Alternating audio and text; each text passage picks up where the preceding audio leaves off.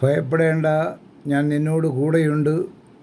ഭ്രമിച്ചു നോക്കേണ്ട, ഞാൻ നിൻ്റെ ദൈവമാകുന്നു എന്നരുളിയ യേശുക്രിസ്തുവിൻ്റെ നാമത്തിൽ ഏവർക്കും സ്നേഹവന്ദനം.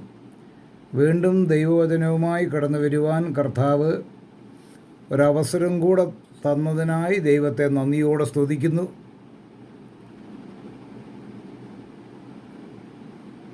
ഇന്നത്തെ ചിന്തയ്ക്കായിട്ട് ദാനിയേൽ പ്രവചനം അതിൻ്റെ 1-ാം അധ്യായം അതിൻ്റെ 8-ാം വാക്യം വായിക്കാം എന്ന് ആഗ്രഹിക്കുന്നു. ദാനിയേൽ പ്രവചനം 1-ാം അധ്യായം അതിൻ്റെ 8-ാം വാക്യത്തിൽ ഇപ്രകാരം വായിക്കുന്നു: എന്നാൽ രാജാവിൻ്റെ ഭോജനം കൊണ്ടും അവൻ കുടിക്കുന്ന വീഞ്ഞുകൊണ്ടും തന്നെത്താൻ അശുദ്ധമാക്കുകയില്ല എന്ന് ദാനിയേൽ ഹൃദയത്തിൽ നിശ്ചയിച്ചു. മാത്രമല്ല അതിൻ്റെ ഒടുവിൽ ഇപ്രകാരം വായിക്കുന്നു: തനിക്ക് അശുദ്ധി ഭവിപ്പാൻ ഇടവരുത്തരുതെന്ന് ഷണ്ഡാധിപനോട് അപേക്ഷിച്ചു. ഇത് നാം വളരെ ചിന്തിക്കേണ്ട ഒരു വേദഭാഗമാണ്. ഇവിടെ ഈ യഹൂദ ബാലന്മാർ ഇപ്പോൾ ആയിരിക്കുന്ന സാഹചര്യം, ദേശമെന്ന് പറയുന്നത് സ്വന്തം നാടായ യഹൂദദേശമല്ല. അവരിപ്പോൾ ബാബേലിൽ പ്രവാസത്തിലാണ്. യഹൂദ ജനത്തിൻ്റെ അനുസരണക്കേട് നിമിത്തം അവർക്ക് ബാബേലിലേക്ക് പോകേണ്ടി വന്നു. ദൈവത്തിൻ്റെ ദാസന്മാരായ പ്രവാചകന്മാർ ആവർത്തിച്ച് അവർക്ക് ആലോചന പറഞ്ഞു കൊടുത്തു. നിങ്ങൾ യഹോവയുടെ കൽപ്പന ലംഘിക്കരുത്, ദൈവവഴി പ്രമാണിക്കണം എന്ന് അവരെ കേൾപ്പിച്ചിട്ടും ആ ദൈവവചനത്തോട് മറുത്തു നിൽക്കുകയല്ലാതെ ആ വചനത്തോട് അനുസരണം കാണിപ്പാൻ അവർ കൂട്ടാക്കിയില്ല. അങ്ങനെ ആ 2 ഗോത്രത്തിന്, അതായത് ബെന്യാമീൻ ഗോത്രത്തിനും യഹൂദ ഗോത്രത്തിനും ബാബേലിൽ പ്രവാസത്തിലേക്ക് പോകേണ്ടി വന്ന ചരിത്രം നമുക്കറിയാം. നീണ്ട 70 വർഷം ബാബേലിൽ പ്രവാസികളായി കഴിയേണ്ടി വന്നു. അങ്ങനെ 12 ഗോത്രത്തിൽ 2 ഗോത്രമായ ബെന്യാമീൻ ഗോത്രവും യഹൂദ ഗോത്രവും ബാബേലിൽ പോയപ്പോൾ അതിൻ്റെ മുൻപിൽ നമ്മൾ പഠിച്ചാൽ ദൈവവചനം പഠിച്ചാൽ 10 ഗോത്രം BC 722 അശൂരിലേക്ക് പോയ ചരിത്രം നമ്മൾ കാണുന്നുണ്ട്. BC 722 10 ഗോത്രം അശൂരിലേക്ക് പോയി. അവരും പോകുവാനിടയായത് കർത്താവിനെ നിഷേധിച്ചും അനുസരണക്കേട് കാണിച്ചും ദൈവവചനം പ്രമാണിക്കാതെയും ദൈവദാസന്മാർ മുഖാന്തരം അരുളിയ ആലോചനയെ നിരസിച്ചുകൊണ്ട് കർത്താവിനെ കോപിപ്പിച്ച് പോയതിൻ്റെ ഫലമായി അവരെ അശൂരിലേക്ക് വിട്ട ചരിത്രം നമ്മൾ വായിക്കുന്നുണ്ട്. പിന്നെ ആ 10 ഗോത്രം മടങ്ങി വന്നതായിട്ട് നാം തിരുവചനത്തിൽ കാണുന്നില്ല. മാത്രമല്ല ഈ 10 ഗോത്രം ലോകത്തിൻ്റെ വിവിധ ഇടങ്ങളിലേക്ക് ചിതറിപ്പോയ ചരിത്രവും കാണുന്നുണ്ട്. അങ്ങനെ ശേഷിക്കുന്നതായ 2 ഗോത്രം, 12-ൽ 2 ഗോത്രമായ ബെന്യാമീനും യഹൂദായും ഇത് കണ്ടിട്ടും ഈ 10 ഗോത്രത്തെ അശൂരിലേക്ക് പ്രവാസത്തിലേക്ക് ദൈവം പറഞ്ഞു വിട്ടെങ്കിലും ഈ 2 ഗോത്രം അത് കണ്ടിട്ട് ദൈവത്തെ ഭയപ്പെടുകയോ അനുസരിക്കുകയോ ദൈവം തൻ്റെ ആലോചന അറിയിപ്പാൻ അയച്ച ദൈവദാസന്മാരായ പ്രവാചകന്മാരുടെ വാക്കുകളെ കേൾക്കുകയോ ചെയ്യാതെ തന്നെത്താൻ താഴ്ത്താതെ ദൈവത്തിനും ദൈവവചനത്തിനും എതിരായി നിന്ന് ഒടുവിൽ അവരെ ബാബേലിലേക്ക് കർത്താവിന് വിടേണ്ടി വന്നു. ഒറ്റയടിക്കല്ല അവരെ ബാബേലിലേക്ക് വിട്ട, ഘട്ടമായി അവരെ ബാബേലിലേക്ക് വിട്ട ചരിത്രം തിരുവചനം വായിച്ചാൽ നമുക്ക് കാണാൻ കഴിയും. BC 606 BC 595 ഏറ്റവും ഒടുവിൽ BC 585 പൂർണ്ണമായി ബാബേലിലേക്ക് അവരെ പറഞ്ഞു വിട്ടു. ആ കൂട്ടത്തിൽ നമുക്കറിയാം, ദാനിയേൽ പ്രവചനം വായിച്ച് നോക്കിയാൽ അവിടെ നമ്മൾ വായിക്കുന്നുണ്ട്, 1-ാം വാക്യത്തിൽ വായിക്കുന്നുണ്ട്: യഹൂദ രാജാവായ യഹോയാക്കീമിൻ്റെ വാഴ്ചയുടെ 3-ാം ആണ്ടിൽ. ഈ യഹൂദ രാജാവ് യഹോയാക്കീം എന്ന് പറയുന്ന വ്യക്തി യഹൂദായിലെ 16-ാമൻ രാജാവായി നല്ല ഒരു ദൈവത്തെ ഭയപ്പെട്ട് ജീവിച്ച യോശിയാവിൻ്റെ മകനാണ് യഹോയാക്കീം രാജാവ്. ഇപ്പോൾ അദ്ദേഹം 18-ാമത്തെ രാജാവാണ്.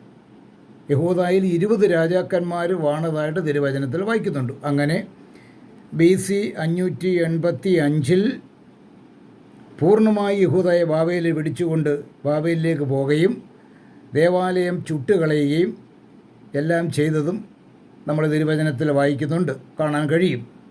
അങ്ങനെ പ്രവാസത്തിലായിരിക്കുന്ന കൂട്ടത്തിലാണ് ഈ ബാലന്മാരായ, അതിൻ്റെ 6-ാം വാക്യത്തിൽ വായിക്കുന്നു, പ്രവാസത്തിലേക്ക് പോയവരുടെ കൂട്ടത്തിൽ ദാനിയേൽ, ഹനന്യാവ്, മീശായേൽ, അസര്യാവ് എന്നീ യഹൂദ പുത്രന്മാരുണ്ടായിരുന്നു എന്ന് നമ്മളതിൻ്റെ 6-ാം വാക്യത്തിൽ വായിക്കുന്നു. അങ്ങനെ പ്രവാസത്തിൽ ദാനിയേലും കൂട്ടരും അവിടെ ചെന്നു. അവർ ബാല്യപ്രായമാണെന്നുള്ളത് നമ്മൾ മറക്കരുത്. അങ്ങനെ ബാബേൽ രാജാവിൻ്റെ വിദ്യകളും എല്ലാം അവരെ പഠിപ്പിച്ചു. രാജസന്നിധിയിൽ അവർക്ക് പരിചരിക്കാൻ നിൽക്കേണ്ടി വന്ന സമയം നമുക്കറിയാം. അങ്ങനെ രാജാവിൻ്റെ ഭക്ഷണവും രാജാവ് കുടിക്കുന്ന വീഞ്ഞും അവർക്ക് ഏർപ്പാട് ചെയ്തു. അങ്ങനെയുള്ള സന്ദർഭത്തിൽ ദാനിയേൽ ഷണ്ഡാധിപനോട് പറഞ്ഞ വാചകമാണ് ഇവിടെ ഞാൻ വായിച്ച് കേൾപ്പിച്ചത്. അതിൻ്റെ 8-ാം വാക്യത്തിൻ്റെ ഒടുവിൽ തനിക്ക് അശുദ്ധി ഭവിപ്പാനിടവരുത്തരുതെന്ന് ഷണ്ഡാധിപനോട് അപേക്ഷിച്ച് നോക്കണം. ബാല്യപ്രായമാണെങ്കിലും ഈ ബാല്യപ്രായത്തിൽ രാജാവിൻ്റെ ഭോജനമാകട്ടെ, രാജാവ് കുടിക്കുന്ന വീഞ്ഞു കൊണ്ടാകട്ടെ തന്നെത്താൻ അശുദ്ധമാക്കുകയില്ല എന്നൊരു നിർണയം ദാനിയേലിൻ്റെ ഹൃദയത്തിലുണ്ടായിരുന്നു. കാരണം തൻ്റെ ജന്മദേശമായ ഇസ്രായേൽ ദേശത്ത് വെച്ച്, യഹൂദ ദേശത്ത് വെച്ച് തനിക്ക് ദൈവത്തെ ഭയമുണ്ടായിരുന്നു. ദൈവത്തിൻ്റെ ന്യായപ്രമാണം അറിയാവുന്ന ഈ ദാനിയേൽ പ്രവാസത്തിൽ ചെന്നിട്ടും ഇനിയിപ്പോൾ എങ്ങനെയെങ്കിലുമൊക്കെ അങ്ങ് ജീവിച്ചു പോകാം, വരുന്നത് വരട്ടെ എന്നൊരു തീരുമാനം ദാനിയേൽ എടുത്തില്ല. അറിഞ്ഞ സത്യത്തിന് വേണ്ടി ഉറച്ചു നിൽക്കുവാനും ദൈവിക പ്രമാണങ്ങളെ മുറുകെ പിടിക്കുവാനും ബാല്യപ്രായത്തിലെ ദാനിയേൽ തീരുമാനം എടുത്തു. അത് അവിടെ ചെന്നപ്പോൾ തൻ്റെ ഭക്ഷണ കാര്യങ്ങൾക്കെല്ലാം ക്രമീകരണം വരുത്തുന്ന ഷണ്ഡാധിപനോട് തുറന്നു പറയുകയും ചെയ്തു. തനിക്ക് അശുദ്ധി ഭവിപ്പാനിട വരുത്തരുതെന്ന് ഷണ്ഡാധിപനോട് അപേക്ഷിച്ചു നോക്കണം. എത്ര ധൈര്യത്തോടെ പറയുവാനിടെ. ഇത് പ്രിയ ദൈവമക്കളെ, നമുക്ക് വളരെ പ്രചോദനവും ഉത്തേജനവും തരുന്നൊരു ഭാഗമാണ്. നമ്മളെ ദൈവമാക്കിയിരിക്കുന്ന സ്ഥാനത്ത് നാം എപ്രകാരമായിരിക്കുന്നു?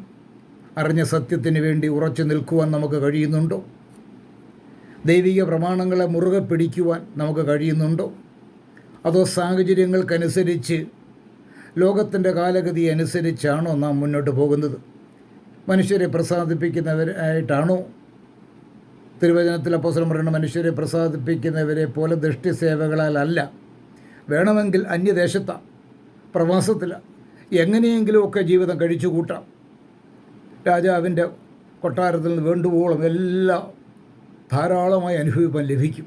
എന്നാൽ ദാനിയേൽ തനിക്ക് അശുദ്ധി ഭവിപ്പാൻ ഇടവരുത്തരുതെന്നുള്ള ആ ഹൃദയത്തിലെ തീരുമാനം ഉറച്ച ആ തീരുമാനം ഷണ്ഡാധിപനെ അറിയിച്ചു.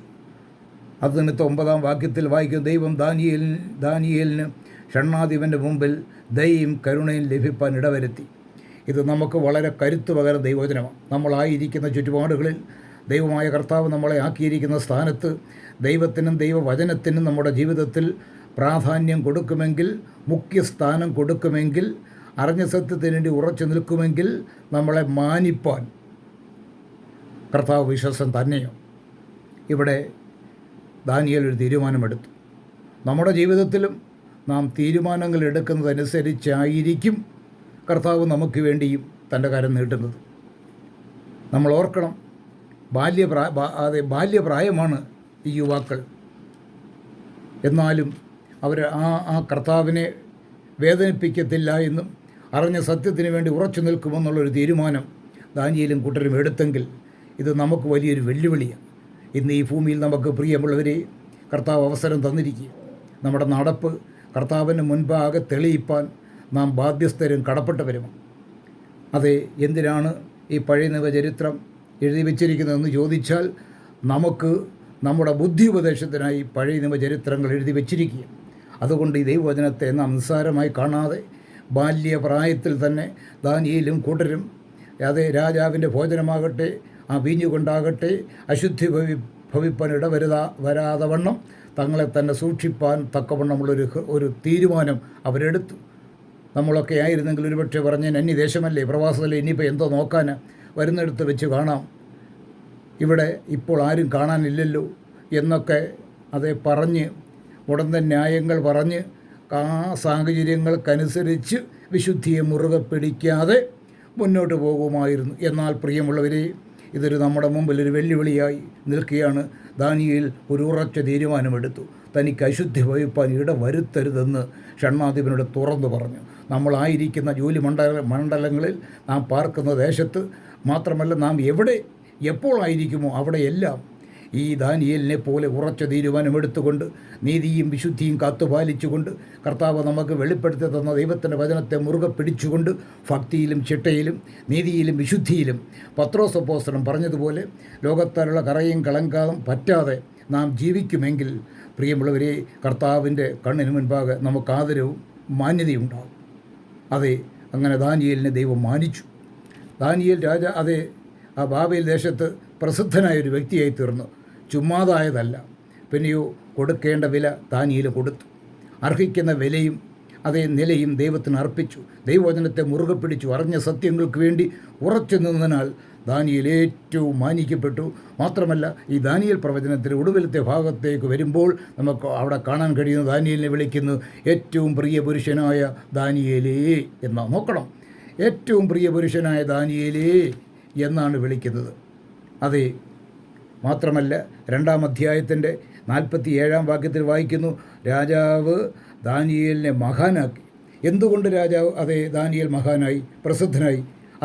കർത്താവിന് ജീവിതത്തിൽ പ്രഥമ സ്ഥാനം കൊടുത്തുകൊണ്ട്, കർത്താവിനെ നോവിക്കാതെ വേദനിപ്പിക്കാതെ, കർത്താവ് കാണിച്ചു കൊടുത്ത വഴി ഉപേക്ഷിക്കാതെ, ആ വചനത്തെ മുറുകെ പിടിച്ചുകൊണ്ട് കർത്താവിൽ ആശ്രയിച്ച്, ഏത് സാഹചര്യം എന്ന് നോക്കാതെ എവിടെയായിരുന്നാലും രഹസ്യവും പരസ്യവുമായ ജീവിതത്തിൽ കർത്താവിനെ നോവിക്കുന്ന, വേദനിപ്പിക്കുന്ന, ദുഃഖിപ്പിക്കുന്ന ഒന്നിനും ഒരവസരം കൊടുക്കാതെ അറിഞ്ഞ സത്യത്തിനുവേണ്ടി നിലനിൽക്കുവാൻ, കർത്താവിൽ ചാരി മുന്നോട്ട് പോകുവാൻ, എനിക്ക് ലഭിച്ച വിശുദ്ധിയെ അന്ത്യം വരെ കാത്തു സൂക്ഷിക്കുമെന്നുള്ള ആ ഉറച്ച തീരുമാനത്തിൻ്റെ അടിസ്ഥാനത്തിൽ നിന്നതിനാൽ ദൈവം മാനിച്ചു, ആദരിച്ചു, ഉയർത്തി. അങ്ങനെയെങ്കിൽ പ്രിയമുള്ളവരെ, നാമും ആയിരിക്കുന്നിടത്ത് ദൈവത്തിനും ദൈവവചനത്തിനും മുഖ്യസ്ഥാനം കൊടുത്തുകൊണ്ട് ദാനിയേലിനെ പോലെ നമുക്കും അശുദ്ധി ഭവിക്കാതെ യേശുക്രിസ്തുവിൽ കൂടെ ലഭിച്ച നീതിയും വിശുദ്ധിയും കാത്തു സൂക്ഷിച്ചുകൊണ്ട് കർത്താവിനാൽ തന്നെ മാനിക്കപ്പെടുവാൻ, ആദരിക്കപ്പെടുവാൻ, കർത്താവിൻ്റെ വചനത്തെ മുറുകെ പിടിച്ചുകൊണ്ട് പരിശുദ്ധാത്മാവിന് വിധേയപ്പെട്ടുകൊണ്ട്, എഫേസ്യ ലേഖനത്തിൽ വായിക്കുന്ന ദൈവത്തിൻ്റെ പരിശുദ്ധാത്മാവിനെ ദുഃഖിപ്പിക്കാതെ കർത്താവിൻ്റെ കരം പിടിച്ച്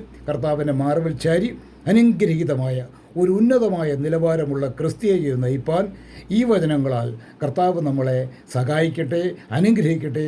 കർത്താവിൻ്റെ പൊന്നുനാമം എന്നേക്കും മഹത്വപ്പെടുമാറാകട്ടെ. ആമേൻ.